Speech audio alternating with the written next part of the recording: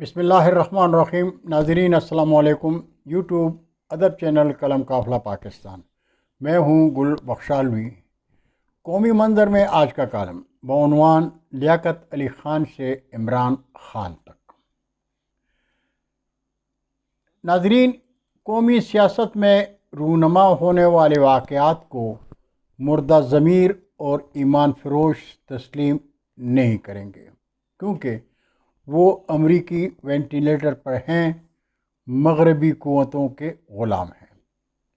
اس لیے کہ ہمارا پاکستان ہم محب وطن پاکستانیوں کا نہیں بلکہ افواج پاکستان کا پاکستان ہے۔ پس پردہ پاکستان پر جرنیلوں کے منظور نظر سیاستدان مسلط ہیں، عوام پر قومی عدالتیں اور عدالتوں پر فوج کے جرنل سوار ہیں۔ افواج پاکستان میں رنگروٹ سے بریگیڈیئر تک کے عہدے کا فوجی پاکستان کو سوچتا ہے، جبکہ جرنل ریٹائرمنٹ کے بعد کی زندگی کو سوچتے ہیں۔ آج کا پاکستان قائد اعظم کا پاکستان نہیں، جرنیلوں کا پاکستان ہے۔ قائد اعظم کا پاکستان تو لیاقت علی خان کے ساتھ ہی دفن کر دیا گیا تھا۔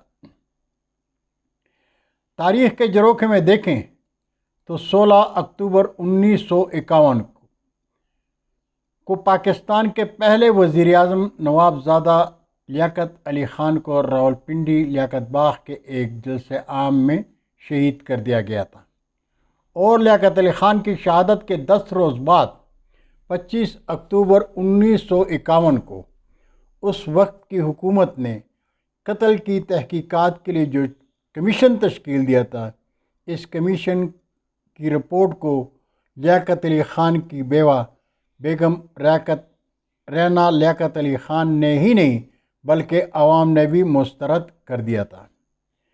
اس کمیشن کی رپورٹ کی اشاعت کے 10 دن بعد 26 اگست 1952 کو پاکستان کے انسپکٹر جنرل پولیس نواب زادہ اعتزاز الدین، جو کراچی سے بذریعہ ہوائی جہاز پشاور جا رہے تھے، وہ جہاز کیوڑا کے مقام پر حادثے کا شکار ہو گیا۔ صاحبزادہ اعتزاز الدین، جو لیاقت علی خان کے قتل کی تفتیش کر رہے تھے، اس حادثے میں انتقال کر گئے، اور اس کیس کے بعض اہم دستاویزات کی فائلیں بھی جل کر راکھ ہو گئیں۔ ناظرین، لیاقت علی خان کی شہادت کے 8 دن کے بعد ایک مضمون بھوپال سے شائع ہونے والے اردو روزنامہ ندیم میں شائع ہوا۔ مضمون کی تلخیص کچھ یوں کی گئی تھی: پاکستان کی وزارت خارجہ کے مطابق برطانیہ نے پاکستان پر ایران کے سلسلے میں تعاون کرنے کے لیے دباؤ ڈالا۔ امریکہ نے پاکستان سے مطالبہ کیا کہ وہ ایران پر اثر و رسوخ استعمال کر کے اس پر دباؤ ڈالے کہ ایران تیل کے کنویں امریکہ کے حوالے کر دے۔ لیاقت علی خان نے امریکہ کی یہ درخواست مسترد کر دی۔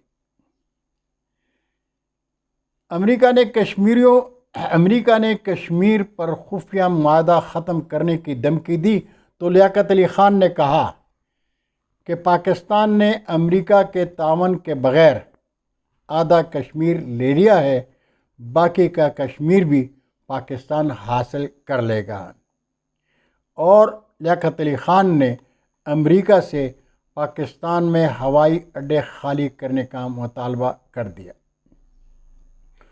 وزیر اعظم لیاقت علی خان کے مطالبہ واشنگٹن پر بم بن کر گرا، اس لیے کہ امریکہ کے حکمران پاکستان کے ہوائی اڈوں سے روس کو فتح کرنے کا خواب دیکھ رہے تھے۔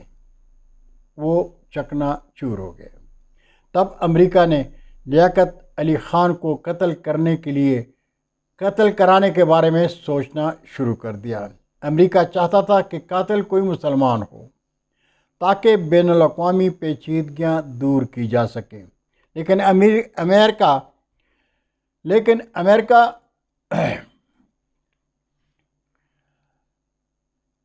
اس وقت پاکستان میں کوئی باغی تلاش نہ کر سکا، جیسا کہ وہ ایران، عراق اور ایران میں تلاش کر چکا تھا۔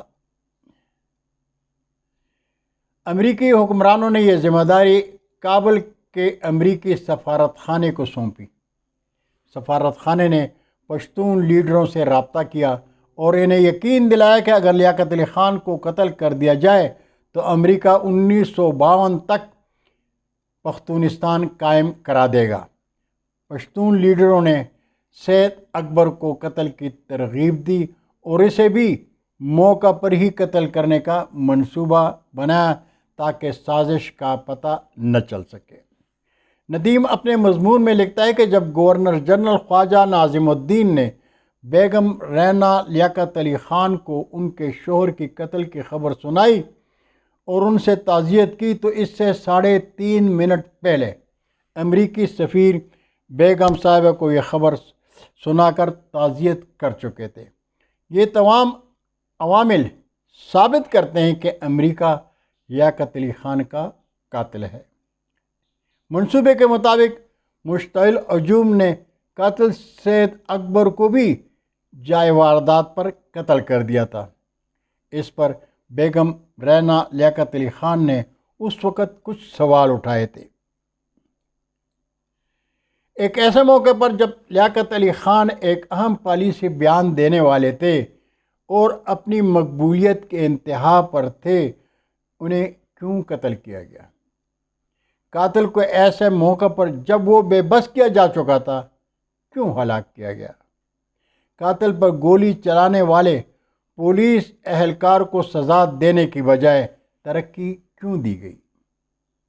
ملک میں چند اہم اور بااثر افراد لیاقت علی خان کو اپنے راستے سے کیوں ہٹانا چاہتے تھے؟ قائد اعظم کی شخصیت اور ان کے نام کو بعض اہم معاملات میں کیوں نظر انداز کیا جا رہا تھا؟ محترمہ رینا لیاقت علی خان کے اٹھائے گئے یہ سوالات آج بھی اپنے جواب کے منتظر ہیں۔ مغربی قوتوں نے ایوب خان کی مارشل لا تک کے دور میں پاکستان کے بے ضمیروں کو مکمل طور پر اپنا غلام بنا لیا، لیکن پاکستان کی عوام کے شعور پر قبضہ نہ کر سکے۔ اس لیے مغربی قوتوں نے ایوب خان جب ذوالفقار علی بھٹو طاقت کا سرچشمہ عوام ہے کا نعرہ لے کر امریکہ کے خلاف عوام میں آئے تو دنیا نے ذوالفقار علی بھٹو کو سر آنکھوں پر بٹھایا۔ پاکستان جب ایمان کی قوت کے ساتھ ایٹمی قوت بن گیا تو مغرب کو اپنا آنے والا کل تاریخ نظر آنے لگا۔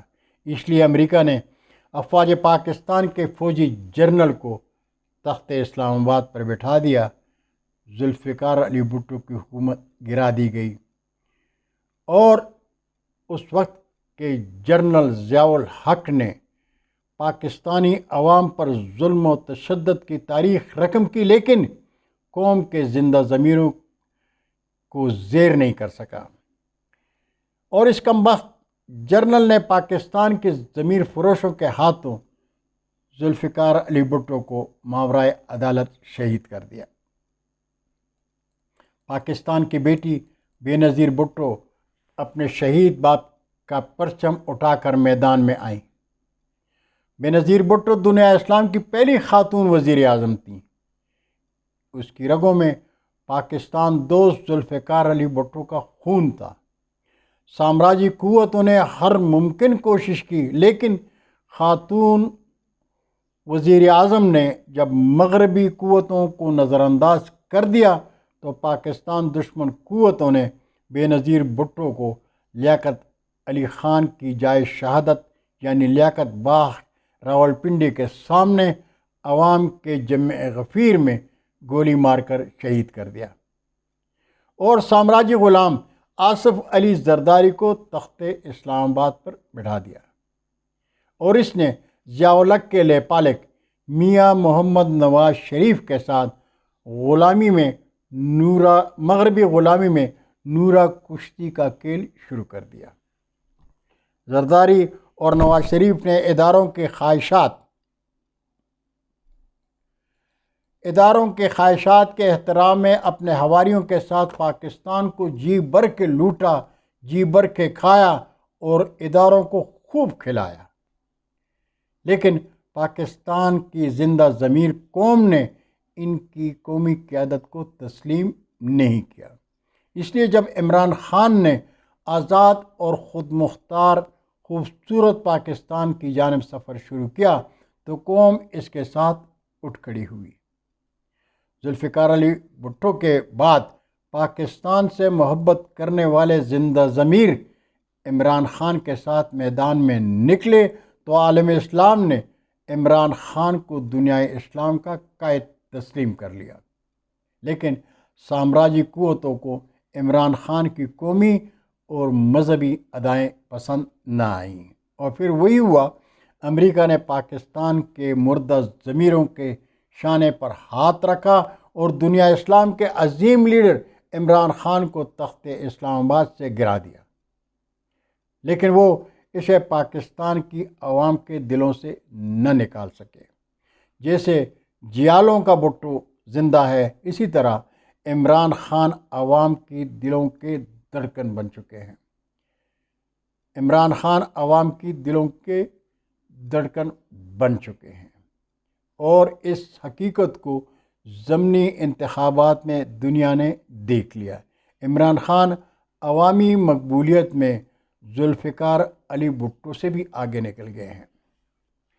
عمران خان نے قومی اسمبلی کی 8 نشستوں میں 7 پر الیکشن لڑا اور 6 پر کامیاب ہو کر نہ صرف ذوالفقار علی بھٹو کا بلکہ اپنا ہی سابقہ ریکارڈ بھی توڑ دیا۔ بھٹو 5 نشستوں پر انتخاب جیتے تھے اور سن 2018 کے عام انتخابات میں قومی اسمبلی کی 5 نشستوں پر عمران خان جیتے تھے۔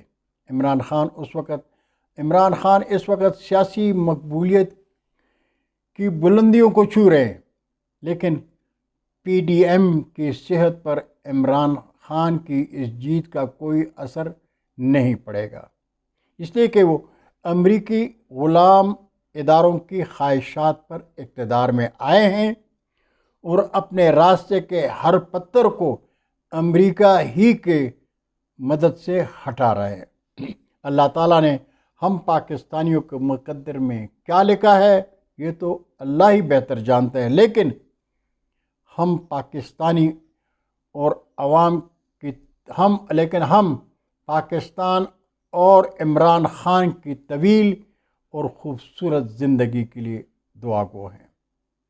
اللہ تعالیٰ پاکستان پر رحم و کرم کی برسات جاری رکھے۔ ناظرین، آپ سے درخواست ہے کہ قلم قافلہ ادبی چینل کو سبسکرائب کر کے اپنے دوستوں کے ساتھ شیئر کریں، لیکن گھنٹی بجانا مت بھولیے گا۔